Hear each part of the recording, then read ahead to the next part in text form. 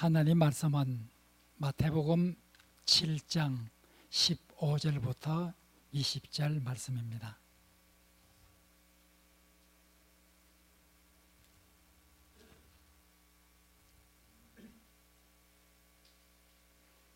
지난 수요일 날 읽었던 본문입니다. 오늘도 지난 수요일 읽었던 본문 7장 15절부터 20절 같이 봉독하겠습니다. 거짓 선지자들을 삼가라. 양의 옷을 입고 너에게 나오나 속에는 누락질하는 일이라. 그들의 열매로 그들을 알지니 가시나무에서 포도를 또는 은근귀에서 무화과를 따겠느냐. 이와 같이 좋은 나무마다 아름다운 열매를 맺고 못된 나무가 나쁜 열매를 맺나니 좋은 나무가 나쁜 열매를 맺을 수 없고 못된 나무가 아름다운 열매를 맺을 수 없느니라. 아름다운 열매를 맺지 아니하는 나무마다 찢겨 불에 던지느니라. 이러므로 그들의 열매로 그들을 알리라. 아멘. 지난 수요일 날 우리 마태복음 7장 15절부터 20절 우리가 생각을 해보았습니다. 오늘까지 이제 이 본문을 생각하게 되겠습니다. 산상설교의 결론에 보면 7장 13절 14절 좁은문으로 들어가라. 그리고 7장 15절부터 20절 15절부터 20절과 21절부터 23절이 같은 하나의 큰 문단을 형성하고 있는지 독립적인 두 개인지에 따라서는 학자들의 견해가 다르지만은 대부분 15절부터 23절 한 큰 단락으로 생각을 합니다. 여기에는 거짓 선지자들을 삼가라 하는 말이 나오죠. 또 24절부터 27절 여기에는 이제 두 집의 비유, 반석 위에 세운 집과 모래 위에 세운 집을 대조하고 있는 그런 내용이 나옵니다. 산상설교의 결론 부분인 이 내용 중에 중앙에 위치하고 있는 것이 거짓 선지자들을 삼가라 하는 말이죠. 지난 수요일 우리가 공부했던 것을 잠시 생각을 해보면 초대 교회는 예언의 은사가 상당히 강하게 일어났습니다. 초대교회는 많은 예언자가 나왔습니다. 왜냐하면 초대교회는 성령이 역사하는 그런 교회였고 성령의 역사 가운데 하나가 예언의 은사입니다. 따라서 초대교회는 예언의 은사를 가진 사람들이 많았고 따라서 예언하는 사람들이 많았습니다. 이 예언하는 사람이 많다는 것은 한편으로 보면 하나님의 성령의 은사로 예언의 능력을 가진 사람이 많았고 그들의 예언을 통해서 초대교회는 상당히 힘을 얻게 되었죠. 그러나 또 한 가지 문제점이 있었죠. 그 문제점은 내가 하나님의 말씀을 받았다. 내가 하나님의 계시를 받았다. 내가 성령의 계시를 받았다. 그렇게 사람들이 말을 할 때 자기가 예언자라고 하면서 하나님의 말씀을 우리에게 전해줄 때 그것이 정말 하나님의 말씀에서 온 건지 정말 어떻게 그 사람이 참 선지자인지 거짓 선지자인지를 구별할 수 있는가? 이 문제가 초대교회에서 아주 심각하게 대두되게 되었습니다. 참 예언만 있다고 하면 그것은 정말 하나님 앞에서 너무나 감사한 일이고 참 예언만 있다고 하면 참 예언자만 있다고 하면 그 예언자들을 통해서 초대교회는 굉장히 힘을 얻었겠죠. 그러나 문제는 거짓 선지자가 나타났을 때 그것을 어떻게 구별하는가? 그 사람이 내가 하나님의 예언을 받았다. 하나님의 말씀을 받았다. 하나님의 계시를 받았다. 하면서 사람들에게 접근해 올 때 혹은 교회에서 그렇게 선포할 때 도대체 저 사람이 정말 하나님으로부터 온 사람인지를 어떻게 알 수 있는지 초대교회는 참 예언자로 인해서 예언을 받는 그것으로 인해서 교회가 살찐 만큼 거짓 예언자들로 인해서 교회가 굉장히 피폐하게 되는 이런 양면적인 요소가 있었죠. 그것이 바로 초대교회에서 예언이었습니다. 그래서 초대교회에서는 참 예언자와 거짓 예언자를 구별할 수 있는 그런 기준을 제시를 했습니다. 지난 시간에 우리가 초대교회에서 참 예언자와 거짓 예언자들을 구별할 수 있는 그런 어떤 제시된 요소는 무엇인가 하는 것을 공부를 하였습니다. 그것은 첫째는 예언의 내용. 구약 성경에도 마찬가지죠. 구약 성경에도 보면 항상 거짓 선지자와 참 선지자가 있어서 문제가 되고 있었죠. 초대교회에서도 그런 거짓 예언자가 있어서 문제가 되었는데, 구약 시대 때도 그런 예언자가 와서 내가 하나님 말씀을 받았다고 할 때 그 사람을 어떻게 참 예언자인지 구별할 수 있는가? 예언의 내용을 살펴라 하는 거예요. 예언의 내용이 우선 그 예언의 내용이 하나님의 말씀과 부합을 하는가? 이것이 바로 그 예언의 내용이 그 예언자가 참 예언자인지를 구별하는 아주 중요한 기준이라고 구약 성경에 보면 계속해서 강조를 합니다. 만약 어떤 사람이 나는 하나님으로부터 계시를 받았다 하고 어떤 말을 전하는데 어떤 다른 신을 섬겨도 괜찮다 그렇게 말하는 예언자가 있다고 하면, 그것은 나 외에 다른 신을 섬기지 말라고 하는 하나님의 말씀에 부합되지 않기 때문에 그런 예언을 하는 사람은 참 예언자가 아니다. 이렇게 예언의 내용이 하나님의 말씀에 그리고 정통적인 기독교 진리에 부합한지 그것을 반드시 살펴야 한다 하는 것을 말하고 있습니다. 그리고 예언의 내용을 따질 때 예언의 내용이 성취되는가? 구약 성경에서 보면 그 예언의 내용이 성취되지 않으면 그 예언자는 거짓 예언자고, 그 예언이 성취되어야 그 예언자는 참 예언자다. 구약 성경에서 굉장히 강조합니다.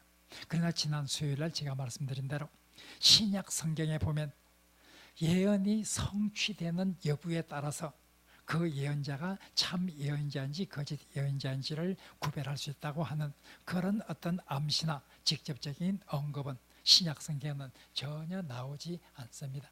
구약 성경에서 그렇게 강조했던 예언의 성취 여부가 그 예언자의 진실성 여부를 가름할 수 있다고 하는 한 기준이 되었는데 신약 성경에서는 전혀 나오지 않는다.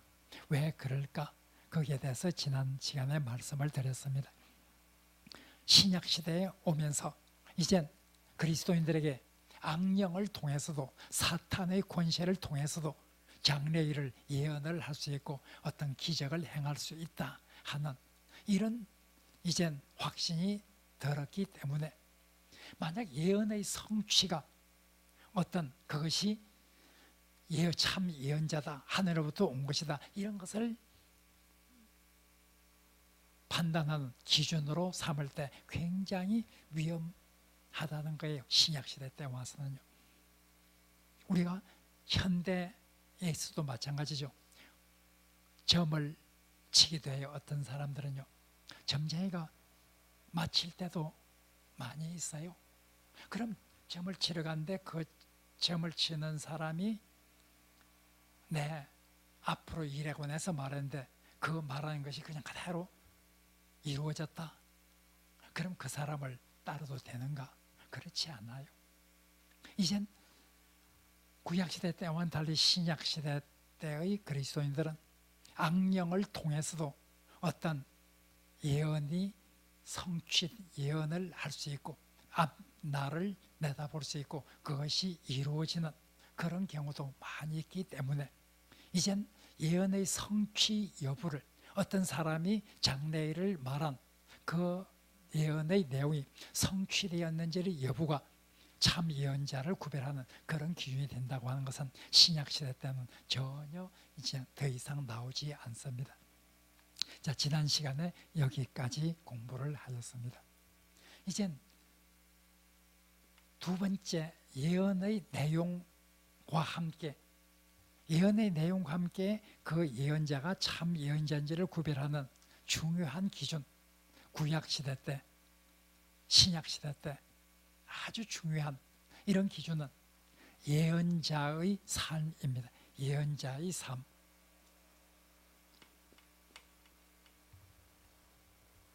구약 성경에서도 예언자의 삶을 통해서 바로 그 예언자가 하나님의 사람인지를 구별할 수 있다. 예언자의 삶을 잘 살펴보아야 한다. 이것을 구약 성경에 굉장히 강조를 합니다.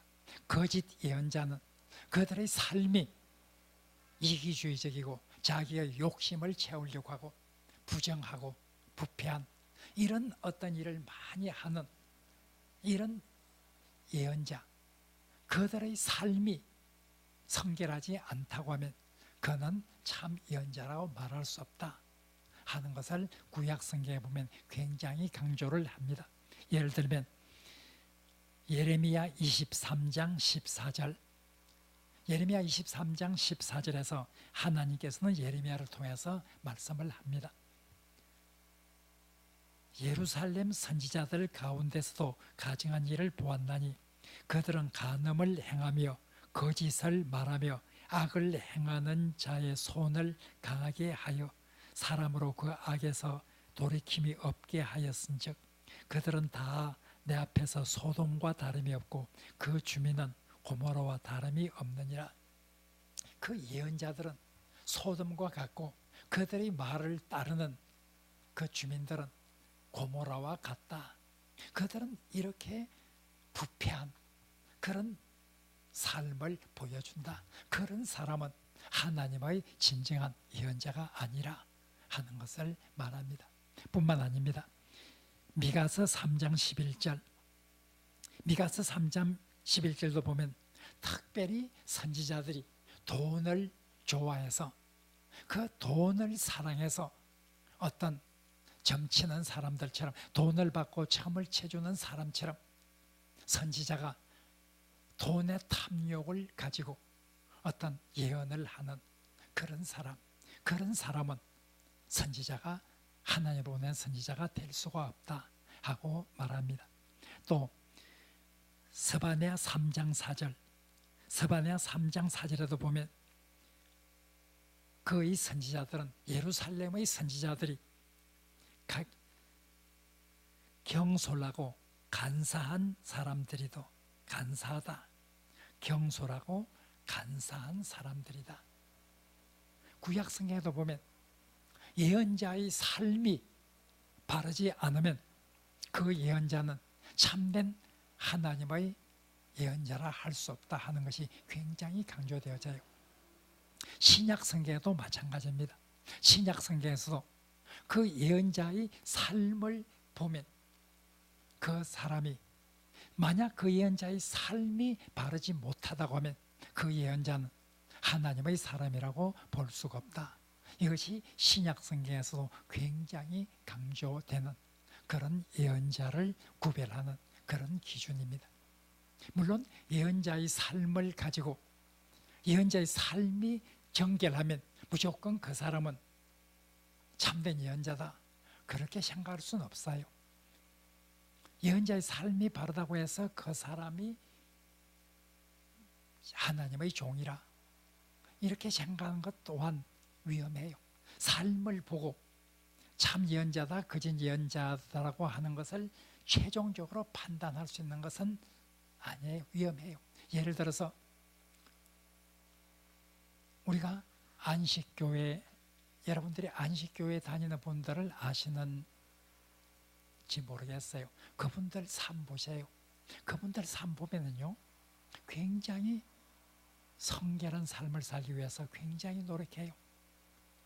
그리고 초대교회 때 몬타누스라고 하는 그런 분파 이단이 있었는데 굉장한 종말론적인 기대를 가지고 살아갔던 그런 하나의 이단에 가까운 종파였어요. 강한 종말론적인 기대를 가지고 있는 이런 사람들은 비교적 삶이 깨끗해요.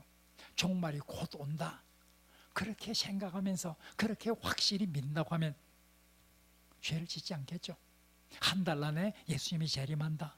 그렇게 믿는다고 하면 여러분들이 아마 죄를 지으려고 하지 않을 거예요.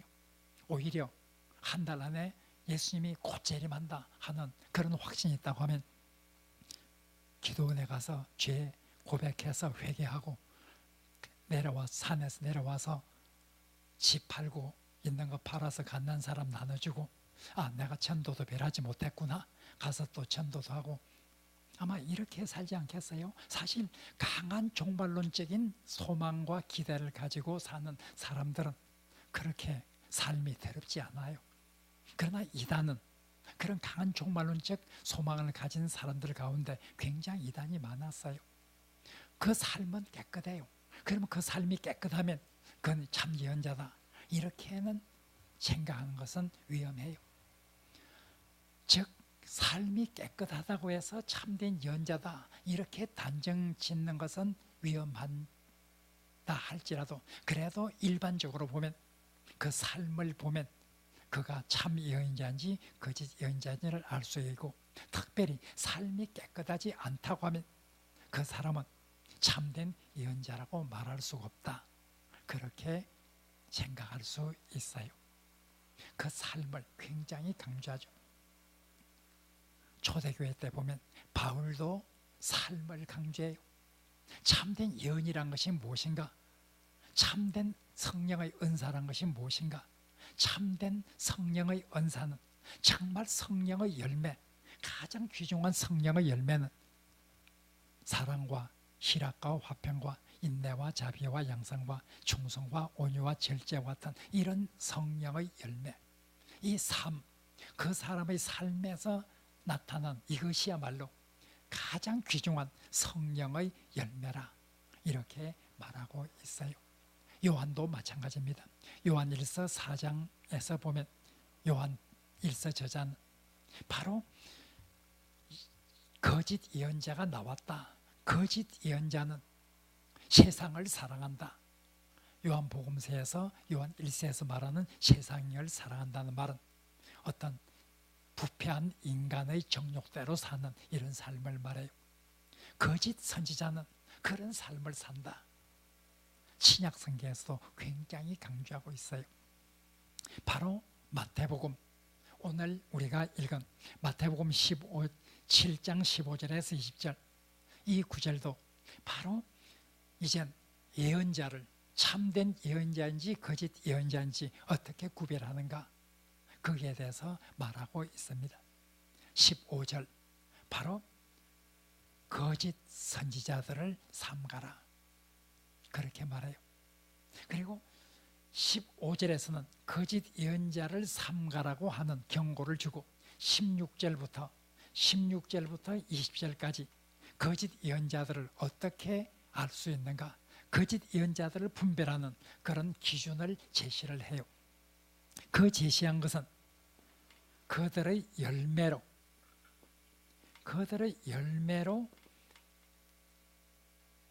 거짓 예언자인지 참 예언자인지를 판별할 수 있다. 열매로 보고 안다.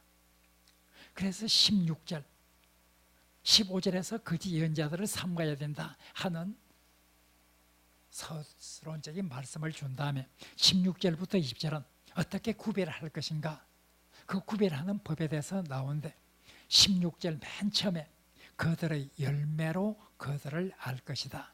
20절 제일 마지막에 그들의 열매로 그들을 알 것이다. 바로 16절 시작하는 부분과 20절 마치는 마지막 부분이 그들의 열매로 그들을 알리라. 참 선지자인지 거짓 예언자인지 그들의 열매를 통해서 알 수 있다, 이렇게 말하고 있어요. 그리고 16절부터 20절까지 한 절도 빼놓지 않고 다 열매에 관해서 말하고 있어요. 16절, 그들의 열매로 그들을 알 수 있다. 17절에서 바로 가시나무, 그렇게 나쁜 나무에서 좋은 열매를 얻을 수가 없어요. 포도와 같은 좋은 열매를 얻을 수가 없어요. 엉겅퀴에 같은 그런 곳에서 또 무화과 같은 이런 것을 얻을 수 없어요. 그 나무가 좋아야 그 나무에 따르는 열매가 맺혀지게 돼요. 가시나무에서는 가시를 얻을 수 있어요. 가시나무에서 포도를 얻을 수 없어요. 엉겅퀴에서는 엉겅퀴를 얻지 엉겅퀴에서 무화과를 얻지는 못해요. 무화과를 얻기 위해서는 무화과 나무가 무화과를 낼 수 있고 포도나무가 포도를 낼 수 있어요. 바로 17절에서 말한 대로 그 나무가 좋아야 거기에서 좋은 열매를 맺을 수 있다. 18절, 19절에서 17절, 18절에서 계속해서 말하죠. 나쁜 나무에서 좋은 아름다운 열매를, 그리고 이런 거짓 예언자로부터 좋은 열매가 나올 수가 없다. 그러니까 그 열매를 보면 그 나무가, 그 열매를 보면 그 나무를 알 수 있다. 그 선지자의 삶에서 어떤 열매를 맺는가, 이것을 보면 그 선지자가 나무가 좋은지 나쁜지를 알 수 있고 무슨 나무인지를 알 수 있고, 즉 거짓 예언자인지 참 예언자인지를 구별할 수 있다는 거예요. 특별히 19절에서는 마치 아름다운 열매를 맺지 않는 나무는 다 찍혀 불에 던지워질 것이다. 이것은 심판의 날에 관한 어떤 표상을 주고 있어요. 심판날이 되면 지금은 아름다운 열매를 맺는 아름다운 나무나 못된 열매를 맺는 못된 나무나 다 공존하고 있어요. 그러나 세상 마지막 날 나쁜 나무는, 못된 나무는 다 찍혀 불에 던지는 그런 날이 올 것이다 하고 말하고 있어요. 심판날이 되면 좋은 나무와 나쁜 나무가 온전히 사람에게 밝혀지는 그런 날이 있을 것이다 하고 말하고 있고, 맨 마지막에 다시 한번 그들의 열매로 그들을 알라 다시 한번 말하고 있어요. 자, 그럼 여기에서 우리가 중요한 것이 도대체 아름다운 열매는 무엇인가? 여기에서 아름다운 열매를 맺어야 된다 하는 것을 계속해서 말하고 있어요. 아름다운 열매는 뭘까? 열매는, 여기에서 말하는 열매가 무엇일까? 우선 1차적으로 우리가 생각되는 것이, 열매는 그 사람의 어떤 외형적인 행위를 말한다. 외형적 행위를 말한다.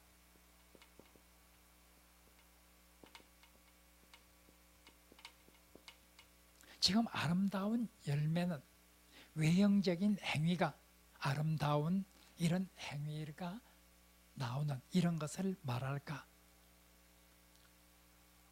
외형적 행위를 말하고 있을까? 얼른 보면 나무는 열매를 보고 안다 하기 때문에 그 사람의 속마음은 외형적 행위를 보고서 판단할 수 있다. 따라서 열매로 나무를 안다는 말은 외형적 행위를 말할 것이다, 이렇게 생각할 수 있어요. 그러나 그렇게 생각하는 것은 당장 모순에 부딪히고 말아요. 왜냐하면 여기에서 말하고 있는 열매는 외형적 행위가 아닌 것이 틀림이 없어요. 왜냐하면 지금 15절에서 말했어요. 거짓 선지자를 삼가라. 그리고 거짓 선지자의 특징을, 거짓 선지자를 삼가라 한 다음에 말했어요. 그들은 양의 옷을 입고 나오나 속에는 노략질하는 일이라, 이렇게 말했어요. 그럼 그들은 양의 옷을 입고 온다, 속에는 노략질하는 일이라, 거짓 선지자의 특징을 15절은 그렇게 말하고 있어요. 그러면 외형적 행위를 거짓 선지자가 사람들에게 나올 때 외형적 행위는 겉으로 봐서는 그럴싸하게 변장을 하고 나온다는 거예요. 겉으로 보기에는 양의 옷을 입고 나오나 속에는 누락질하는 일이라.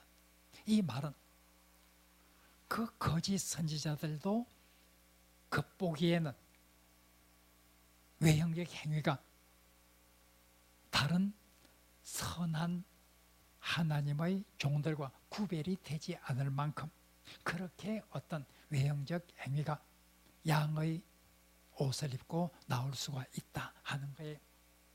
또 지금 이 내용은 산상설교의 결론에 나오는 말이에요.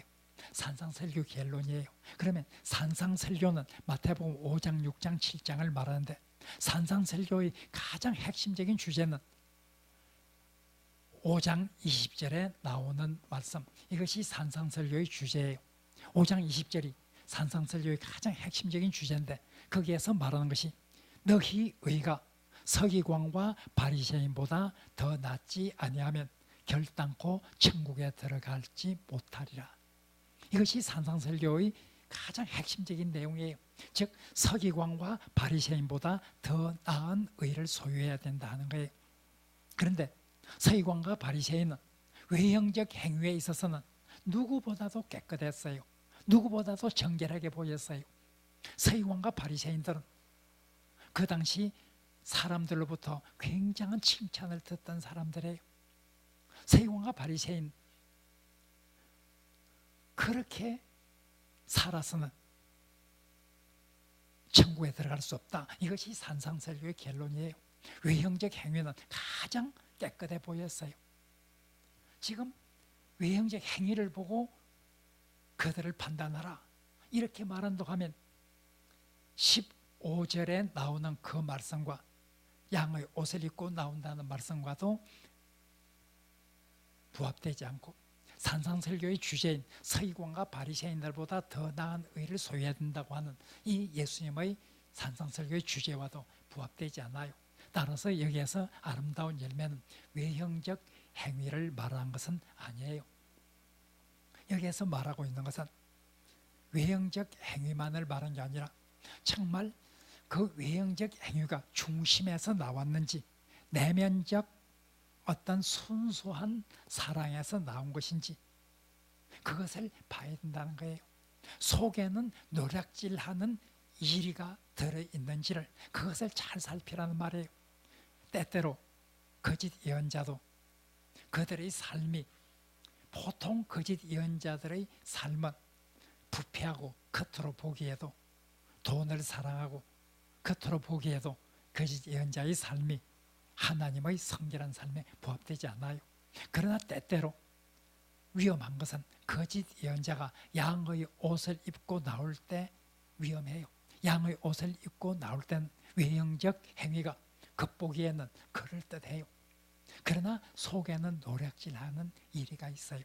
따라서 우리가 분별하는 눈이 있어야 되는데 정말 그 선지자의 행위가 겉보기에 외형적 행위가 깨끗한 것처럼 보인다 할지라도 그것이 정말 순수한 동기에서 나온 것인지 아니면 속에는 노략질하는 이가 있고 속에는 탐욕이 가득하면서도 겉으로만 깨끗한 척 하고 있는지 이것을 잘 분별을 해야 된다는 거예요.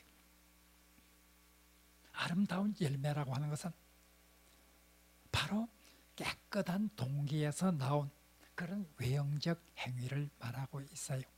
단순히 외형적 행위만 말하는 게 아니라 깨끗한 동기에서 순수한 동기에서 나온 순전한 마음에서 우러나온 이런 외형적인 행위, 이것이 바로 아름다운 열매다. 이것을 잘 분별해야 된다. 이것을 분별해야 그 예언자가 거짓 예언자인지 참 예언자인지를 알 수가 있다 하고 말하고 있습니다. 순수한 동기에서 나온 아름다운 행위, 바리새인과 서기관, 외형적 행위는 가장 깨끗해 보였어요. 그러나 예수님이 그들을 비판한 것은 그들의 내면적인 동기가 순수하지를 못하다.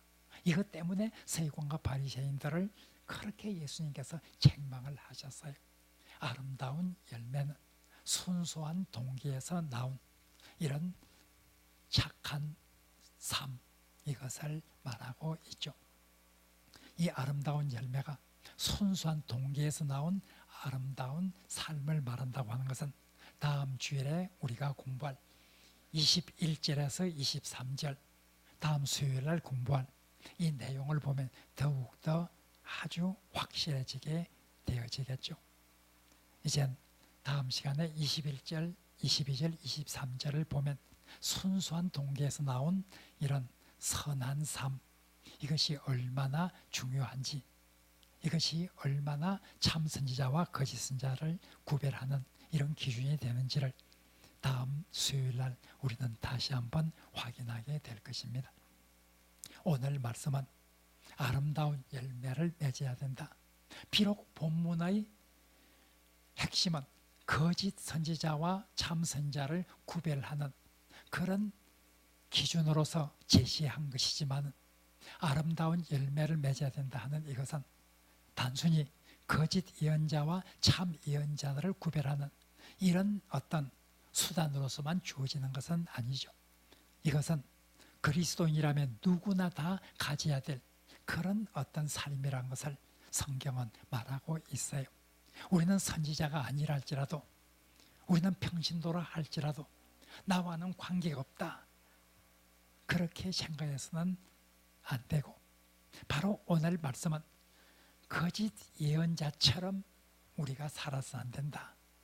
우리는 다 하나님의 사람으로서 순수한 동기에서 나온 아름다운 행위, 이것을 통해서 하나님께 영광을 돌려야 된다. 그렇지 않으면 하나님께서 우리를 심판하실 것이다.